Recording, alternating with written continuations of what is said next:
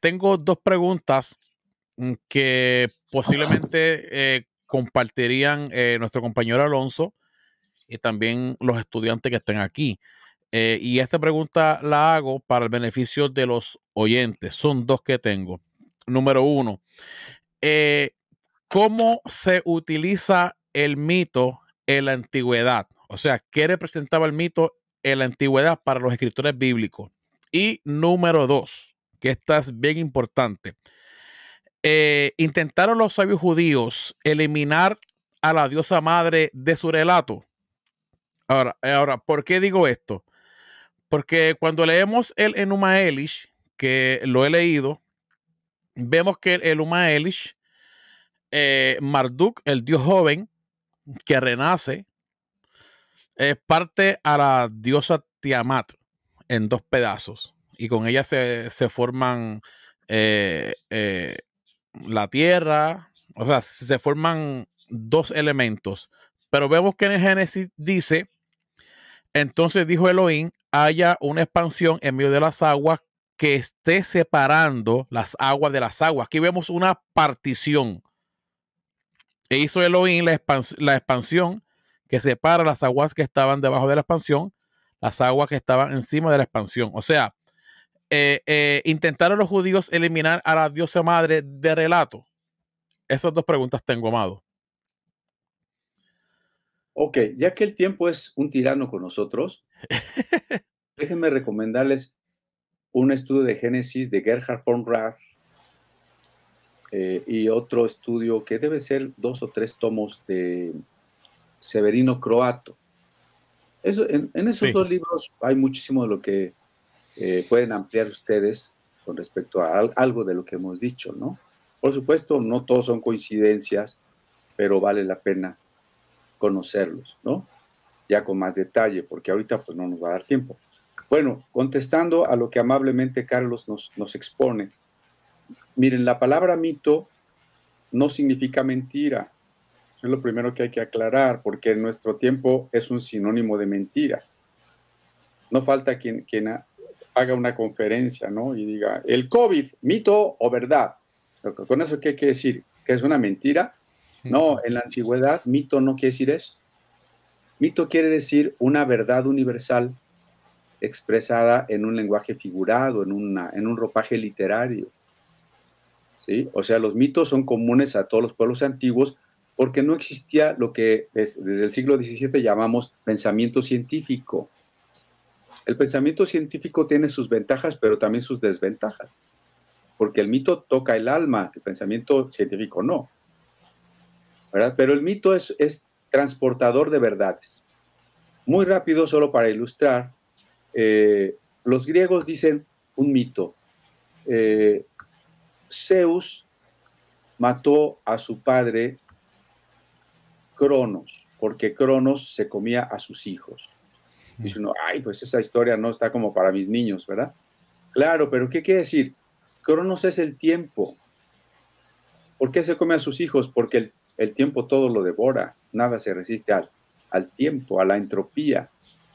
Pero ¿por qué Zeus lo vence y lo mata? Porque Zeus es el inmortal. Zeus en griego quiere decir el cielo, de tal manera que el cielo es símbolo de lo sublime, de lo eterno. Lo sublime y lo eterno vencen a lo temporal. Entonces, si se fija, el mito parece hasta feo, ¿no? Ay, se come a sus hijos y luego el hijo lo mata. Ay, qué feo está eso. Sí, pero cuando ya entramos al significado, decimos, no, bueno, esto es profundo, ¿no? Ahora bien, en la Biblia hay un intento por desmitologizar. O sea, en Génesis 1 sí tenemos, y en Génesis 2 tenemos restos de mitos, pero ya llevados a un nivel reflexivo, ¿no? Porque el mito siempre va a ser, por ejemplo, repetitivo. Las otras religiones celebran su año nuevo siempre como la nueva creación del mundo. El mundo se está creando cada vez en ciclos. En la Biblia no. En la Biblia las cosas suceden una vez. La historia es lineal. Hay un principio y un final. Entonces se pierde esta calidad cíclica del mito y también el riesgo de literalizar personajes simbólicos. Entonces, aunque la creación de la luna y las estrellas, del sol, el cuarto día, es reminiscencia del mito mesopotámico, o la idea del paraíso es reminiscencia de un mito persa, supera el mito de la Biblia, convirtiéndolo en un mensaje teológico de un género literario más reflexivo que el propio mito. Pero, por supuesto, con eso no pierde el relato bíblico su poder expresivo metafórico. De ahí la importancia que no lo volvamos literal. En el caso de la diosa, qué interesante, en el hebreo no hay una palabra para decir diosa, ¿no? Eso está de pensarse, ¿no? De diosa. Digo, yo no estoy de acuerdo con un hombre que fue más gnóstico que judío o cristiano, que fue Carl Jung, pero creo que tuvo un acierto cuando dice el arquetipo del padre en los pueblos, el carácter de las sociedades, las hace muy diferentes al arquetipo de la madre.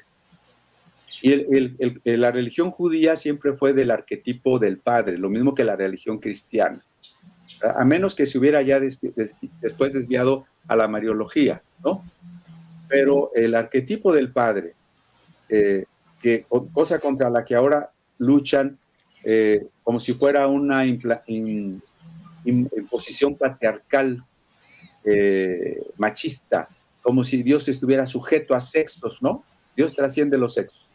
No hay diosa porque no hay símbolo sino de lo que un padre representa, que es la protección, la autoridad, ¿no? Por eso Dios es figurado como un padre. No es que Dios tenga sexo, Dios no tiene sexo, ¿no? Él es el creador del sexo y Él trasciende a eso.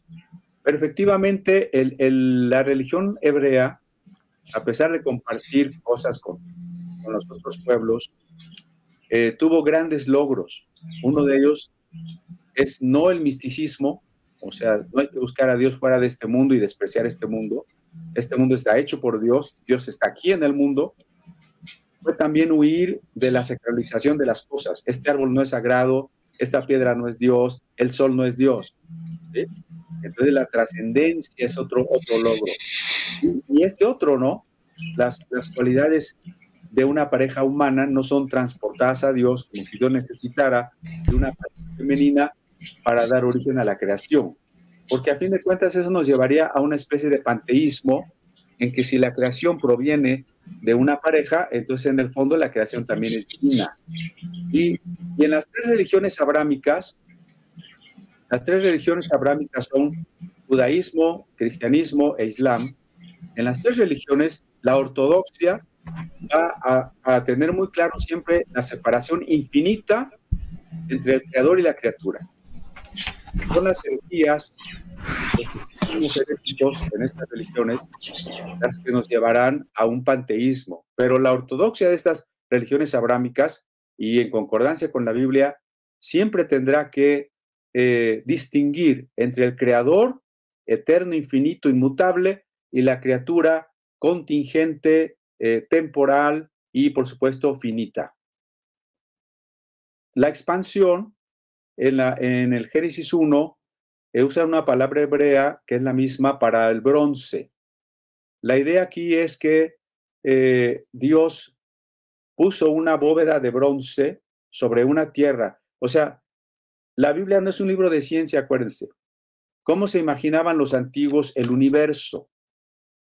Los griegos, los romanos, los egipcios, mesopotamios, cananitas, todos, ¿cómo se imaginaban el mundo? Una mesa, abajo las aguas abismales y luego una bóveda de bronce que sostiene las estrellas y arriba Dios sentado. Entonces todo el universo para ellos. Ellos no saben de otros planetas, galaxias, ni siquiera que la Tierra es redonda, ¿no? Entonces, cuando Dios crea esta bóveda de bronce, es para sostener las estrellas, que nosotros vemos chiquitas y decimos, ¿y por qué no se caen? Ah, porque están engastadas como joyas en un metal, ahí se detienen, ¿no? Arriba de la bóveda de bronce están otras aguas. Por eso en el diluvio se abren esas ventanas y se inunda la tierra. Y más arriba está el trono de Dios, o sea, el tercer cielo, ¿no? Profesor, podemos decir, conforme a lo que usted está explicando, que los sabios judíos, así yo por lo menos yo la llamo, los sabios judíos en Babilonia, ellos quisieron expresar a su divinidad, o sea, dentro de ese monoteísmo, como superior entre las otras divinidades. ¿Por qué hago esta pregunta?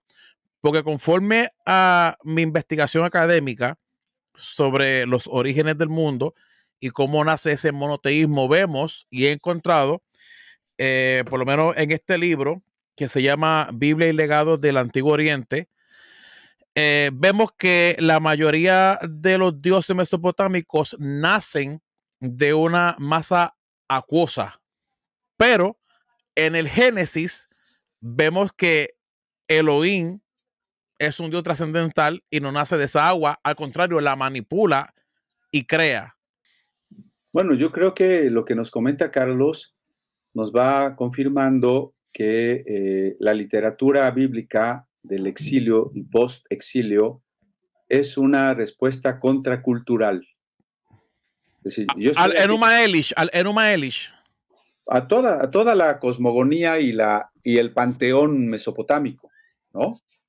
O sea, se trata, decíamos, de que esta religión esplendorosa de este imperio grandísimo, la cabeza de oro, dice la visión del profeta Daniel, pues nos va a destruir, nos va a asimilar. ¿Qué hacemos? Pues tenemos que dar una respuesta en los mismos términos, ¿no? Y entonces, muchos relatos como la edad de los patriarcas antediluvianos es una respuesta a los babilonios que decían que sus reyes habían vivido 20,000 años, ¿no? O la respuesta de este asunto de la creación. No hay una serie de dioses que nacen de un origen que todavía no es origen último. Por eso la filosofía no nació en Babilonia, ¿no? Porque la filosofía como la teología se están preguntando por lo irremontable, por lo que es último, ya no hay nada más allá. Y en ese sentido, el Dios de Génesis 1 es último. No hay algo antes, no hay algo que le haya dado origen. Y tampoco tiene que pelear contra el caos como los otros dioses. Incluso en la mitología griega todavía los dioses están peleando contra los titanes, contra el Kraken, la Gorgona, etcétera, ¿no? Claro, en el libro de Job queda una reminiscencia mitológica de esto, cuando dice que Dios cabalgó sobre las alas del viento y domó al dragón, ¿no? Pero de todas maneras lo que se quiere insistir en ello, y especialmente en Génesis, es que Dios es todopoderoso y con su pura palabra ordena. No hay otro Dios contra el cual pelear. Y el caos mismo no se le resiste, porque Dios es soberano, es supremo, no tiene enemigo posible, ¿no? Excelente. Gracias.